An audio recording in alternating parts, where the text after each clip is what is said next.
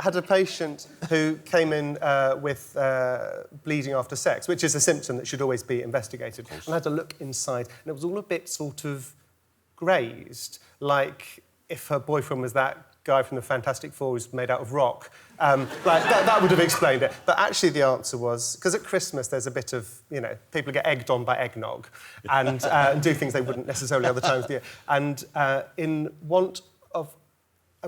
needing a condom but not being able to find one, dipped into the selection box and used the wrapper from a Mars bar. really embracing the play aspect of Western play. And that was quite horrid. But it must be jaw-dropping when they come in, when you find out how someone's injured themselves this way. Do you think, you're an idiot? I mean, but you can't say that. Must be... So you have to just smile and sort of, whatever your feet are doing under the surface. I'm very good at poker. So, like, if some man in his 80s comes in and tells me he's using this colossal butt plug called the Arse Master, you just have to say... And what size of Arse Master, sir? And then you write about it in a book and tell millions of people on time. Yeah, of course.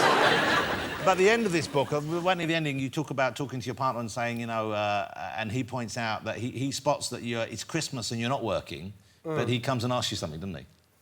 Yeah, he asked me if I miss it, because I was at home and a lot of my family are still working as doctors, and my sister was just back from a night shift on a labour ward, and I was asking her what was happening, and it was... I was aware that I certainly missed having the excuse to miss a family Christmas. But look, this Christmas, 400,000 NHS staff will be working on Christmas Day while we're sort of consuming our own body weight in cheese. They'll be... Hopefully, we don't need to see them at all. Hopefully, they'll just be our insurance policy in the background, but they're there. And the ones who aren't working, the rest of the 1.5 million NHS staff, they'll be working that night, or Boxing Day, or New Year's Eve, or New Year's Day. There's a lot of shitty shifts, and they all have to be covered.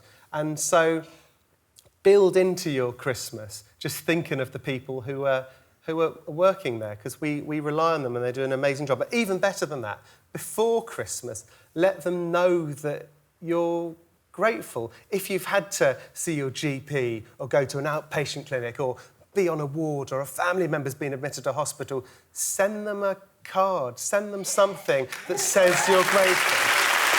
And I promise you, I absolutely promise you, they'll appreciate it far more than you realise. I've kept every single card, that, admittedly only half a dozen of them, that a patient sent me, and they didn't just get me through a difficult day. Often it was a difficult month, you know, or longer.